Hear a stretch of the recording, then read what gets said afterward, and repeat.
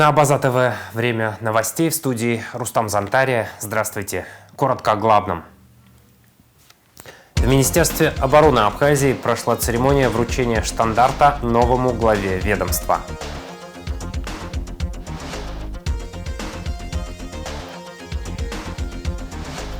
«109 лет со дня рождения классика абхазской литературы, народного поэта Абхазии Баграта Шимкуба». В Сухуме начались прослушивания абитуриентов в Театральный институт имени Бориса Щукина.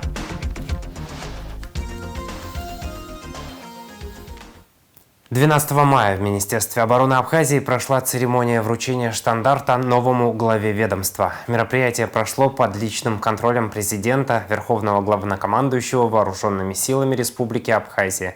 Торжественную часть открыла церемония внесения боевого знамени Министерства обороны и внос самого штандарта. Уважаемый Беслан Андреевич, уважаемый Владимир Иванович, товарищи офицеры. Министерство обороны возглавил человек, который вам известен. Долгие годы был первым заместителем министра обороны, боевой офицер, человек, прошедший все тяготы нашей военной и послевоенной истории.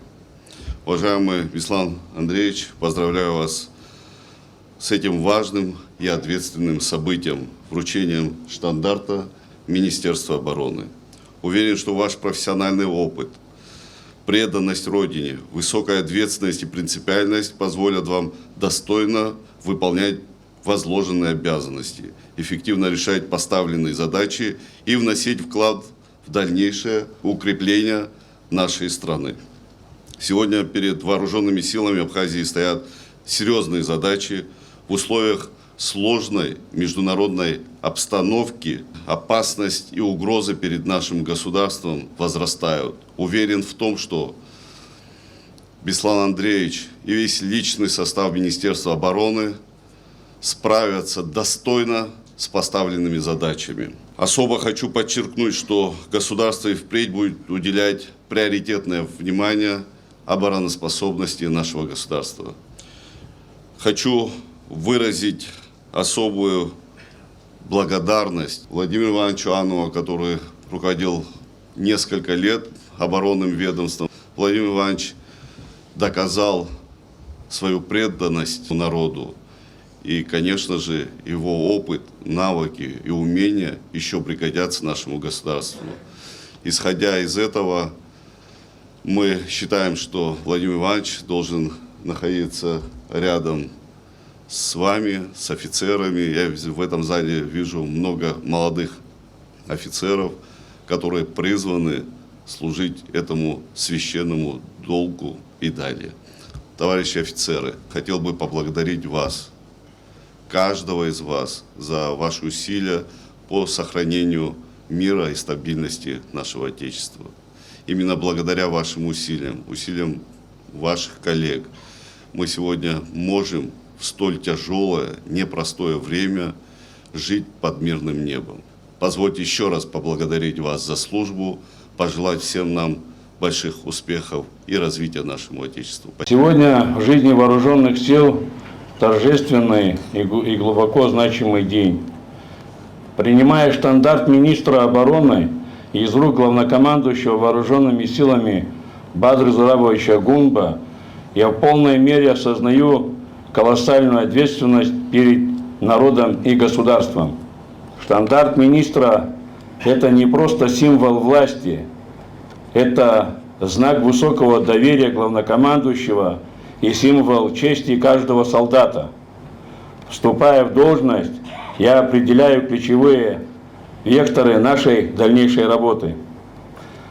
Мы продолжим совершенствовать систему оперативной подготовки, опираясь на опыт современных вооруженных конфликтов.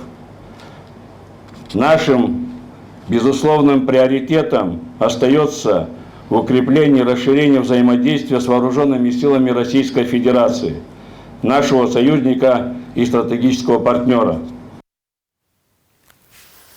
На встрече с активом московской абхазской диаспоры президент Абхазии Бадыр Гунба ответил на вопрос о пользе программ и проектов, реализуемых в Абхазии при поддержке России. Глава государства подчеркнул, что вся поддержка со стороны руководства Российской Федерации осуществляется с глубоким уважением к народу Абхазии и к нашему государству. Бадыр Гунба отметил, что реализуемые сегодня программы и проекты, включая сферы просвещения, медицины и поддержки бизнеса, крайне важны для развития страны. Президент подчеркнул, что, применяя современные механизмы развития, важно сохранять национальные идеалы, традиции и культуру отношений друг к другу. Перед нами стоит одна общая задача – это укрепление нашего государства, защита интересов нашего государства. Конечно же, говорить о развитии нашего государства, нашей страны, маленькой, но при этом богатой и исторически. И, мы не можем говорить без взаимоотношений с российским государством, с Российской Федерацией. Все, что сегодня происходит, делается с высокой степенью уважения к нашей стране, к нашим гражданам. Такого рода деятельность ни в коем случае нельзя оттенять какими-либо поступками и словами, тем более людей ответственных. Мы и вчера в беседе, первый раз на встрече с Владимиром Владимировичем, Владимир Владимирович сам говорил о том, что мы признали независимость Республики Абхазия. Это признание безотзывное, и мы намерены дальше помогать, сотрудничать с республикой. Но, конечно же, у нас здесь есть ответственность своя. Ответственность в чем заключается? Быть стабильными в своем собственном государстве, развиваться, развивать свою экономику, быть последовательными в своих шагах. А говоря о том, какие программы и для чего это реализовывается сегодня в Абхазии, конечно же, для нас очень важно развитие страны. Не развивать страну без модернизации образования, без модернизации просвещения, медицины, социальной сферы. У нас просто не получится. У нас не будет шанса другим способом, не имея колоссальных каких-то ресурсов для поддержания экономики, для развития страны, развиваться в целом. Поэтому считаю, что эти программы, они очень важны. Я в какой-то степени тоже был инициатором развития этих программ, этих взаимоотношений. Здесь особую ключевую роль я хочу подчеркнуть Сергея Владимировича Кириенко. Вы знаете, что в каждый определенный период с Абхазией работали отдельные руководители в рамках нашего взаимодействия. Я всем, каждому из них благодарен. Но, учитывая свой личный опыт, хотел бы сказать, что Сергей Владимирович, и исходя из того, что, конечно же, он родился в городе Сухум, на нашей благодатной земле, и вот искренне пытается помочь нашей стране встать на совершенно другие рельсы, чтобы Абхазия была комфортная для проживания, безопасная, чтобы возможности экономики и социальной сферы расширялись. Мы благодарны за поддержку и помощь, но эта помощь и поддержка, конечно, не могут длиться вечно. Мы должны научиться зарабатывать самостоятельно, содержать и реализовывать все, что мы запланируем, своими собственными усилиями. И в этом смысле каждая из этих программ, будь то она образовательная, программы поддержки бизнеса, мы не сможем говорить о развитии государства, о современном государстве, действуя старыми методами. Вы же больше всего понимаете, что такого быть не может. Мы должны научиться с сохранением наших идеалов, традиций, отношения друг к другу, при этом применять механизмы, позволяющие развиваться государству. Поэтому считаю, что все эти программы важны. Требуют радикально сократить госаппарат, потому что, цитата, «нам не нужна армия чиновников, которая лишь имитирует деятельность. В своем заявлении ряд политических и общественных организаций. В заявлении, в частности, отмечается, необходимо урезать расходы на содержание власти, лишив госслужащих избыточных привилегий и перенаправив средства на социальную поддержку. Снижение тарифов на электроэнергию также не терпит отлагательств. Свет в домах граждан – это базовая потребность, а не инструмент для пополнения бюджета за счет бедных. Наконец, следует защитить местный бизнес, введя жесткие меры против демпинга в сфере туризма, чтобы приоритет был у абхазского предпринимателя, а не у транснациональных гигантов. Довольно пустых обещаний, пора переходить от имитации реформ к реальной защите интересов граждан Абхазии. Конец цитаты. Документ подписали республиканские политические партии ФНЯ, АПСН, Акзара, республиканские общественные организации АРУА, АНД и Современное государство.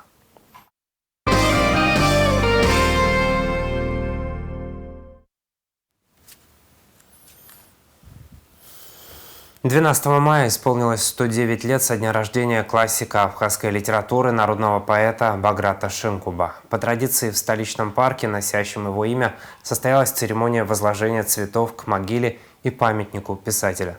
Почтить память выдающегося государственного деятеля пришли президент Бадра Гунба, вице-президент Беслан Бигвала, премьер-министр Владимир Делба, члены правительства, а также творческая интеллигенция и молодежь. Заур Кварчия рассказывает подробности. Сегодня с самого утра в парке имени Баграта Шинкуба особенно многолюдно. В день рождения великого мастера слова здесь собрались руководство республики, коллеги по Перу, наследники Баграта Васильевича и те, для кого его строки стали духовным ориентиром.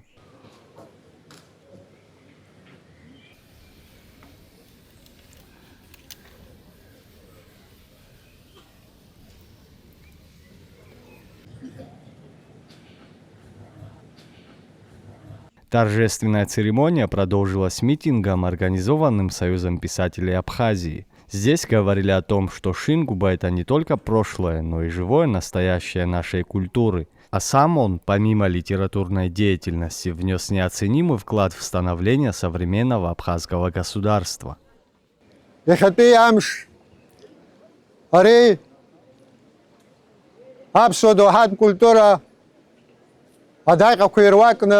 Яснаг иҟазаауеит. Избан акәзар, аиҳабацәа, аиҵбацәа ҳаиқәшәоит, ишыжәбо еиҵагылоу абиԥарақәа ҳацны. Ари даараӡа ҵакы дуны иахәаԥшуеит ҳҩызцәа аиҳабацәагьы, ҳаргьы, дара аиҵбацәагьы. Избан акәзар, абиԥарақәа реимадара ныҟоу.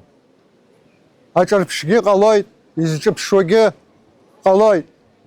Парада, иахьа абжьааԥнеиԥш Баграт Василиԥа Шинкуба данаҳгәалашәо амшгьы шыҟоу жәбоит, амра кахха амш еилгеит, иаснагь ҳажәлар ҳаԥсуа ҳәынҭқарра амра хааӡа ирхаԥхалааит, аҭынчра аҟазааит. О сохранении наследия классика говорили и в контексте нового масштабного проекта. О деталях ежегодного международного фестиваля имени Баграта Шинкуба рассказал заместитель председателя оргкомитета и соавтор этого памятника художник Нугзар Логуа. Хапха ожаны я траниқуари фестиваль ацакы амчхак дары иду.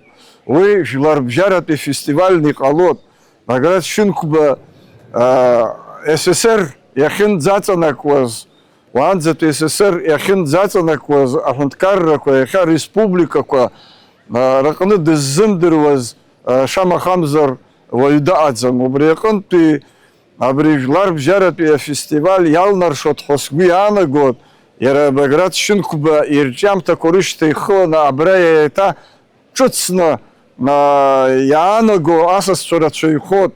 Аҿар рацәаҩхоит, аҵарадырра знапалақәоу рацәаҩхоит, аҭҵаара иалагоу рацәаҩхоит. Ажәакала, амилаҭ традициақәа зегьы-зегьы иара иԥсы ҭанаҵы убри дзызҿлымҳаз аусқәа, убырҭ рыхәмаррақәагьы амҩаԥгара абри афестиваль аҟны иҟалоит. Иҟалоит ахәыҷқәа рконкурсқәа, ажәеинраалақәа рыԥхьара, аԥхьахәқәа разгәаҭара. Абри хымш ицо ицараниҟоу афестиваль артхот яра акалаки ахныкалакячу. Уянайшо начало яра икыта гвакячу убрака дача хымш и цалота бре фестивале какого-то программа ква. Среди тех, кто пришел к мемориалу, близкие родственники и представители рода Шинкуба. Своими мыслями о масштабе личности поэта поделился герой Абхазии Аполлон Шинкуба. Баграти хала як земстихас. Ажлар дуко шцрхозге харахторух аяша авиракни наргет яркелых сипа иналыпа музыка гумбаражден чечба Леша а лирика тахума поэзию тахума я джоушерет я хайся за фишку сазыган апсва реинтеллигенция разхарзыган и ты пхана Джарака хасып хамшу хахнелагя апсварчаху анар культура сырган рхацара руйра руламас ругвацкул сырган адоне дырти кассас убряби пареется глазро. Но, пожалуй, громче всего голос автора звучит в устах тех, кому только предстоит открыть для себя глубину его философии. Ученики столичных школ почтили память народного поэта прочтением его стихов.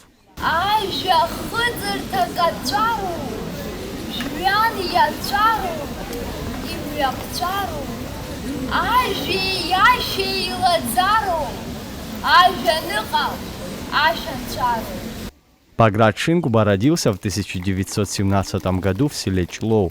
Пройдя путь от сельского учителя до высших государственных постов, он всегда оставался прежде всего поэтом. Его главный роман «Последний из ушедших» переведен на десятки языков мира. Творческое наследие мастера, вошедшее в Золотой фонд абхазской литературы, насчитывает сотни стихотворений и 6 томов собрания сочинений. Народный поэт ушел из жизни в 2004 году, но его книги продолжают жить в каждом новом поколении. Заур Кварча, Владимир Капуза, Абаза ТВ. Министр иностранных дел Республики Абхазия Олег Барцец поздравил полномочного представителя Абхазии в Приднестровской Молдавской Республике Александра Ватамана с днем рождения. В поздравлении, в частности, говорится: «Ваш персональный вклад в нерушимую дружбу между Сухумом и Тирасполем является отражением подлинного патриотизма, неиссякаемого энтузиазма в работе и любви к своему делу.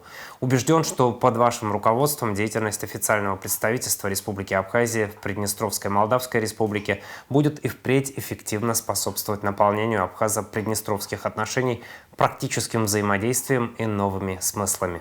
Конец цитаты. 4-я международная научно-практическая конференция «Правосудие» в Республике Абхазия начала свою работу в Верховном суде республики. Мероприятие приурочено к 103-й годовщине образования судов общей юрисдикции республики, которая отмечается 30 мая. В течение 2 дней представители судебной власти, научного сообщества и профильных ведомств Абхазии и России обсудят актуальные вопросы развития правовой системы и внедрения цифровых технологий в судопроизводство. Подробности в материале Надежды Боровиковой.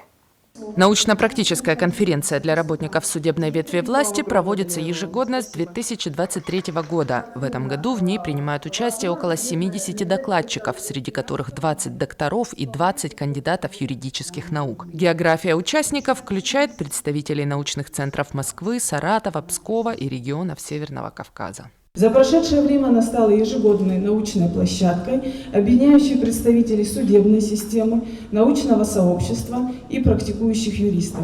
Здесь обсуждаются актуальные вопросы развития правосудия, совершенствования законодательства и правоприменительной практики. Сегодня можно с уверенностью сказать, что конференция постепенно формирует устойчивое профессиональное пространство для диалога между наукой и практикой. Программа первого дня была разделена на тематические секции от истории становления судебной власти до перспектив внедрения искусственного интеллекта. Важность объединения усилий ученых и практиков для развития системы правосудия подчеркнул в своем приветственном адресе президент страны Бадра Гумба. Текст обращения к участникам конференции зачитал первый заместитель руководителя администрации президента Дмитрий Шамба. Конференция предоставляет уникальную площадку для обмена мнениями и обсуждение актуальных вопросов развития системы правосудия в Республике Абхазия. Она также способствует укреплению взаимодействия между научным сообществом и правоприменителями, что, безусловно, будет содействовать повышению качества принимаемых судебных актов. Взаимодействие законодательной и судебной ветвей власти обозначено организаторами как один из приоритетов. В работе секции в качестве модераторов задействованы депутаты Народного собрания, сотрудники Генеральной прокуратуры и Министерства юстиции. Народное собрание парламент Республики Абхазия высоко ценит взаимодействие с Верховным судом Республики Абхазия. Совместная работа над совершенствованием законодательства остается важнейшим приоритетом для нас.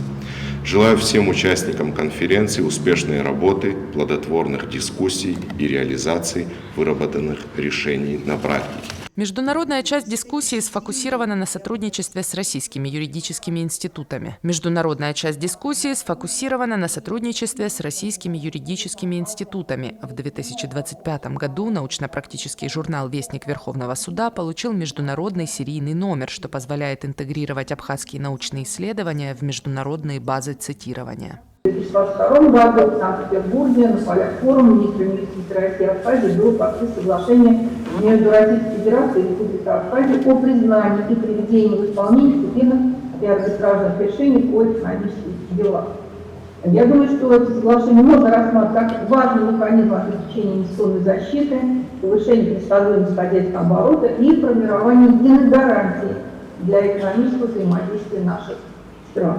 Во второй день конференции 13 мая запланированы заседания по проблемам уголовного и административного судопроизводства. Завершится форум презентации статистического сборника судов за 2025 год и нового издания Гражданского кодекса Республики Абхазия в редакции 1993 года с актуальными изменениями. Наука и практика всегда идут рядом.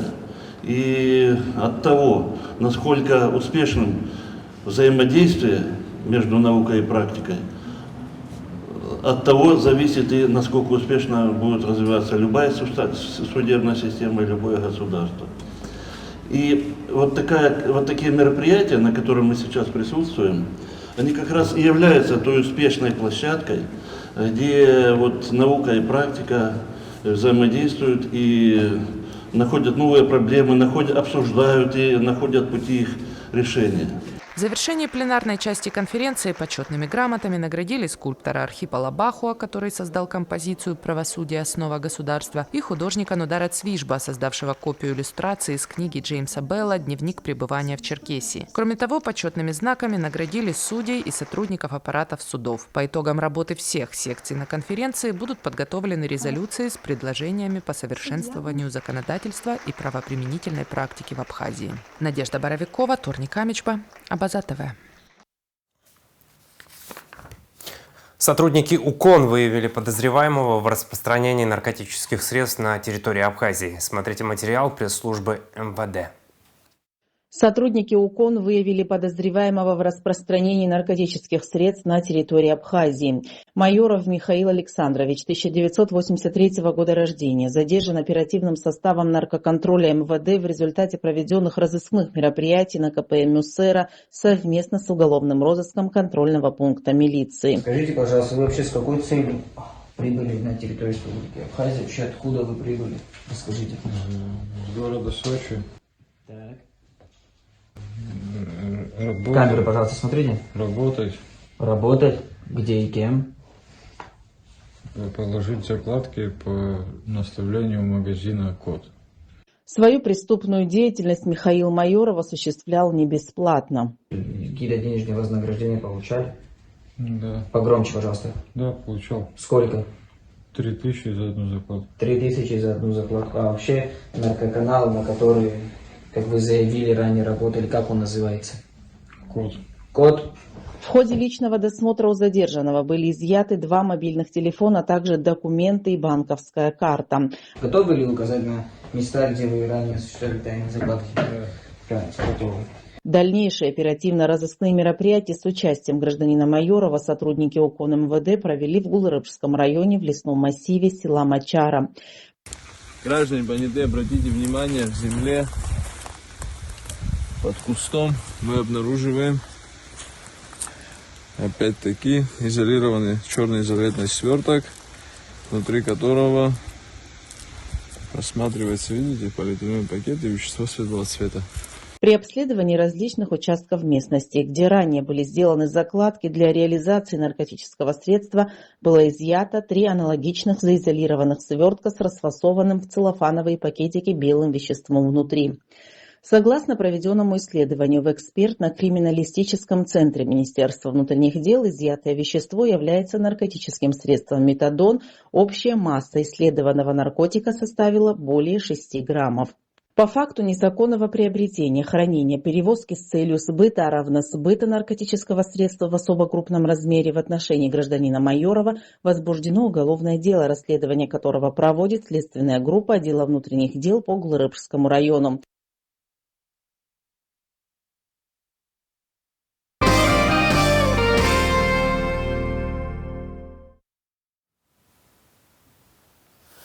Сухумская набережная стала центром большой археологической экспедиции. Уже 2 месяца здесь, на территории древней крепости Себастополис, идут масштабные раскопки. Шаг за шагом ученые вскрывают пласты истории от античности до османского периода. Сегодня внимание исследователей приковано к необычному объекту, который может изменить наше представление об иерархии древнего поселения. Подробности у Марианны Котовой. Раскопки на Сухумской набережной продолжаются. Археологи поднимают слой за слоем грунт и сейчас находятся на том этапе, где им все чаще открываются человеческие останки. Они нашли несколько захоронений детей и взрослых людей, а также обнаружили гробницу, в которой, возможно, покоится какой-то статусный человек. Среди десятка обычных захоронений это выделяется своей монументальностью. Стены сооружения укреплены специальным составом с добавлением толченой керамики, так называемой цемянкой, защищающей от влаги. Здесь исследовали одно захоронение, второе, третье, вот буквально там тоже. Захоронения, они такое простое такое трупоположение, никаких особых могильных ям не было обнаружено.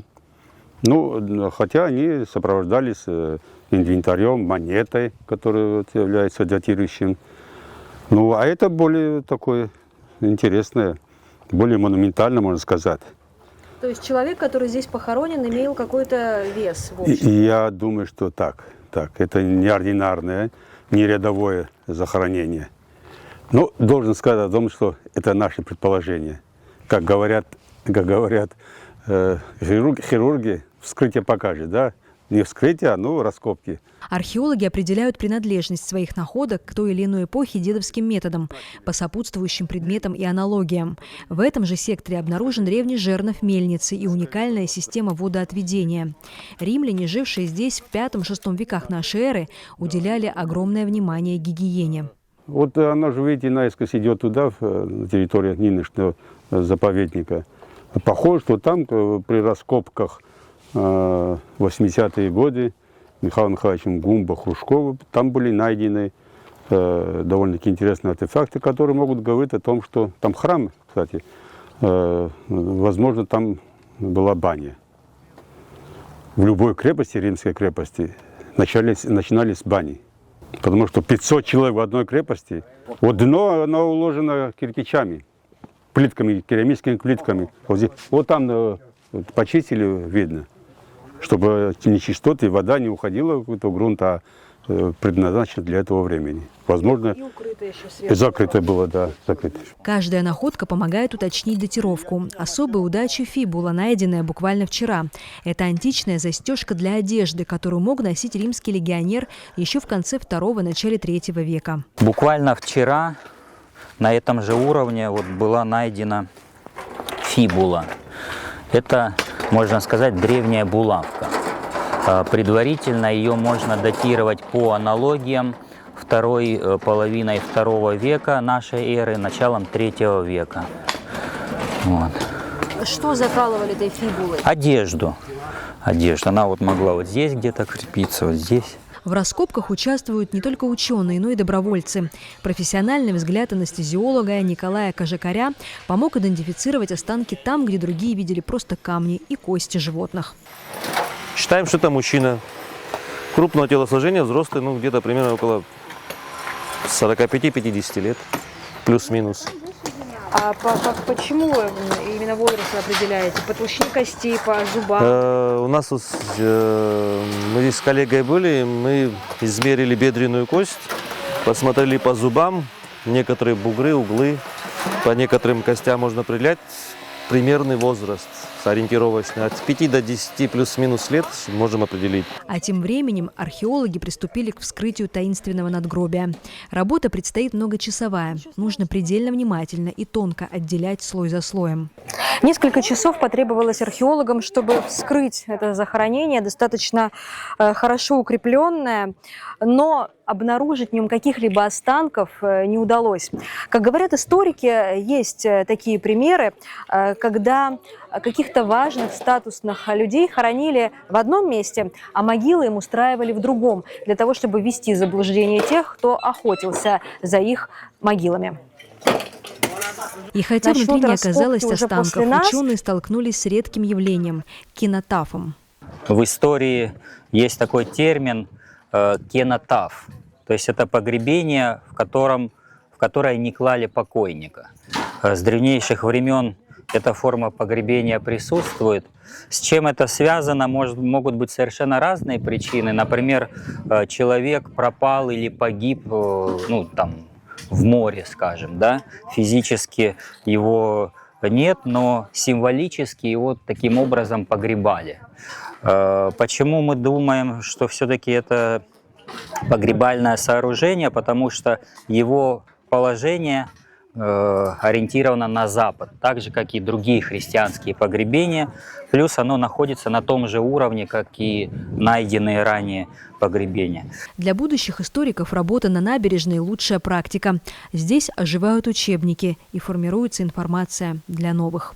Это реально очень показательно, потому что есть общество, которое было достаточно прийти завоевать, своего руководителя отправить, и он будет править. У нас всегда, даже если какая-то зависимость была от таких больших великих империй, как Римская империя, впоследствии Византийская, все равно находились здесь личности, которые эту власть держали в своих руках, то есть и с ними договаривались. Несмотря на то, что главная загадка дня осталась неразгаданной, археологи не расстраиваются. Найдена очередная римская монета, а в соседнем секторе обнаружено еще одно погребение с хорошо сохранившимся черепом. Лицевая часть видна. Очень красиво, в стиле ужасов. С улыбкой там, нет? Ну, пока не улыбается. Ну, зубки отвалились. Раскопки продолжатся и дальше. Пока идет реконструкция набережной, это место активно изучается и привлекает не только любителей истории, но и туристов. Раскопки на исторической части Сухумской набережной показали, что под слоем грунта покоится много находок, которые говорят об истории Абхазии совершенно разных эпох, начиная от древнегреческой, римской и даже османских времен. Поэтому решено было сделать обход для того, чтобы не прерывать прогулочную зону от набережной Махаджиров к набережной Диоскуров. На территории музея-заповедника проложили вот такой мост. На него будет уложена вот эта плитка, и отдыхающие местные жители смогут беспрепятственно, прогуливаясь по Сухумской набережной, наблюдать за ходом раскопок. Стартовали подготовительные работы к капитальной реконструкции Сухумского музыкального училища. Проект реализуется при поддержке Министерств культуры России и Абхазии. Общий объем финансирования составляет порядка 300 миллионов рублей. Реконструкция коснется фасада, внутренних помещений и прилегающей парковой территории. Также запланировано полное обновление инструментального фонда. С 8 по 10 мая в Новом Афоне прошел фестиваль народных промыслов и ремесел имени Гиви Смер. На 3 дня город погрузился в атмосферу созидания, объединив более 100 мастеров со всей Абхазии и ценителей подлинной национальной культуры. Культурный центр Новоафонской пещеры имени Гиви Смер уже 5-й год является организатором фестиваля ярмарки. Мероприятие радует посетителей не только возможностью приобрести редкие изделия, сделанные ремесленниками своими руками, но и зажигательными концертами местных хореографических коллективов, проходящими в эти дни. В дни ярмарки. Выступления хореографических коллективов органично дополнили программу, превратив мероприятие в яркое этнографическое шоу. Приветствуем вас, жители и гости нашего прекрасного города. Сегодня мы собрались в этом величественном месте, здесь, где шум горной реки встречается с эхом истории.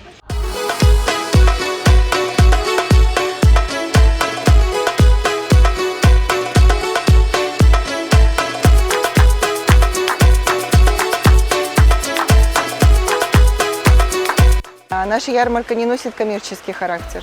Это именно как помощь творческим людям, это то, что делал Гиви в течение жизни, это как бы его философия жизни. И поэтому в память и ко дню рождения его мы проводим вот такую вот ярмарку-фестиваль. Почему фестиваль? Потому что у нас выступают коллективы, выступают дети. И это уже стало прям такой традицией. В этом году было очень много коллективов из Сухума, Сафона, Дом культуры представил больше 20 номеров. Это были и песни, и танцы, и стихи. Были, значит, группы из Гудауты. Вот, поэтому у нас наше мероприятие приобретает масштабы. К нам приезжают мастера из Сочи. В этом году у нас принимала участие девочка Анна Ампар. Она из города Гагры. Самая молодая наша мастерица, которая поделилась с нами своими работами. Необыкновенно красивые картины она рисует, необыкновенно красивые стихи пишет. И вы знаете, вот невозможно было пройти мимо. Она вдохновила еще больше. И действительно какая-то очень такая, получается, у нас волшебная атмосфера. Знаете, очень приятная, очень душевная. И получается такой вот, знаете, обмен, такой симбиоз, который дает определенные плоды. И я очень надеюсь, что наше мероприятие будет набирать силы. И приглашаем всех на следующий год, 9 мая. Будем рады.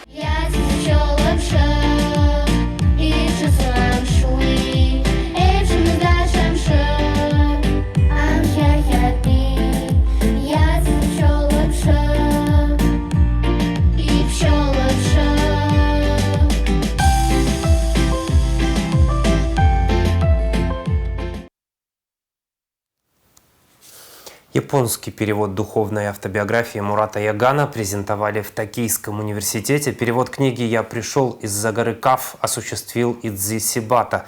Его выпустили тиражом 4000 экземпляров. На презентации выступили ученики Ягана, Дайан и Уэйн Вилсоны. Они рассказали студентам и преподавателям о жизненном пути и духовном наследии философа. Особое внимание было уделено созвучию абхазских и японских ценностей, уважению к старшим, ответственности перед обществом, стремлению к самосовершенствованию и гармонии между человеком и коллективом, сообщает московская абхазская диаспора. В Сухуме начались прослушивания абитуриентов в Театральный институт имени Бориса Щукина. Московские педагоги проводят отбор на базе Абхазского государственного драматического театра имени Самсона Чанба. В этом году Щуков вновь формирует целевой курс для нашей республики. О том, как проходят испытания, Арестит Каракасиди. В столице солнце ослепляет прохожих, горожане и гости неспешно прогуливаются по набережной, а в стенах Абхазского государственного драматического театра имени Чанба говорят шепотом. Здесь проходят вступительные испытания будущие артисты. Целевой набор проходит в Театральный институт имени Бориса Щукина. Мы приехали, чтобы набрать ребят, которые будут учиться в составе основного курса. Волнуются все абитуриенты, это нормальное явление. Странно, если бы абитуриент, придя, не волновался. Мы смотрим, есть ли у человека данные, чтобы заниматься этой профессией. Вот. И исходя из наличия или отсутствия этих данных, уже происходят какие-то дальнейшие действия. Внешняя фактура, умение рассказать историю, обаяние, юмор. В очереди выпускники школ этого года и те, кто уже успел сменить направление. Нестор Кихирепа и Дмитрий Барциц приехали из Гагры. Сначала в театральную труппу после приглашения режиссера попал Нестор, а позже он привел туда и своего друга. Для них нынешний курс – логичное продолжение работы на сцене, поэтому страха перед комиссией у ребят нет. Меня зовут Нестор Кихирепавашевич, я живу в городе Гагра, учусь в 11 классе в Гагрской первой школе. Я занимался танцами народными абхазскими, и к нам пришел режиссер, сказал: я буду ставить спектакль, мне нужны актеры. Я подался в актерскую труппу, и Так получилось, что у нас там все завертелось, закружилось, театр понравился зрителю, потом нас там увидели и пригласили уже в Питер на фестиваль. Потом я также попал в Артек по конкурсу «Живая классика». Ко мне пришел мой друг, один из дней, и сказал то, что теперь я работаю вместе с ним в театре. А я удивился, я вообще не был к этому никак подготовлен. Я вот с ошарашенными глазами говорю, какой театр? Все, кто здесь находится, они все очень хорошие ребята, которые подготовили свою программу, и они совсем справятся. Алан Тхайцук с детства занимался вокалом и даже успел поступить на исторический факультет. Но позже решил сменить направление. В выборе стать артистом его поддержала семья. Когда он школу закончил, он сказал, мы хотели, чтобы он поступил на исторический факультет, он поступил, но он говорит, нет, это не мое, говорит, я хочу, говорит, стать актером. И мы его поддержали. Я, наверное. У него вообще волнение отсутствует. Вообще не нервничаю. Зайду и расскажу, что выучил. Занимался вокалом с детства и более уже 13 лет я занимаюсь вокалом.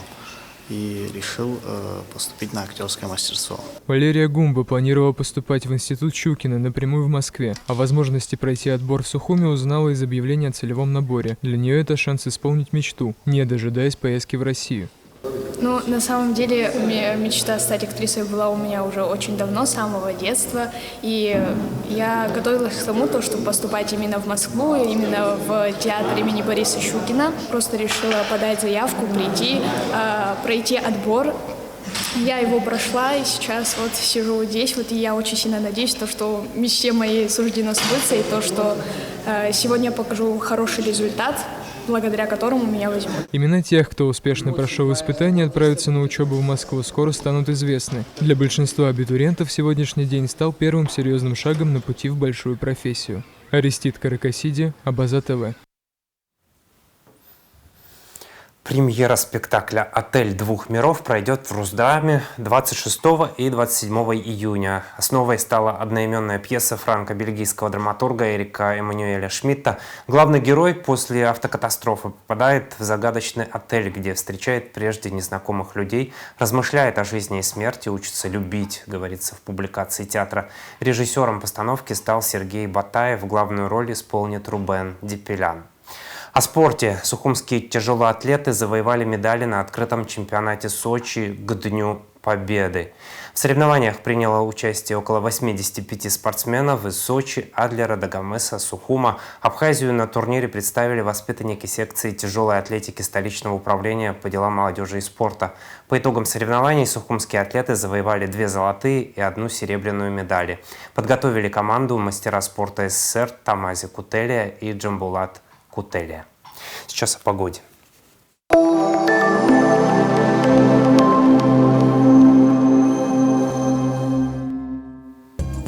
В среду 13 мая в Абхазии ожидается переменная облачность, местами возможен кратковременный дождь, гроза, туман. Атмосферное давление пониженное, нестабильное.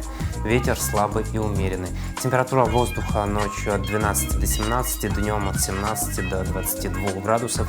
Температура морской воды 14 градусов, волнение морской воды слабое и умеренное. Относительная влажность воздуха от 60 до 80%.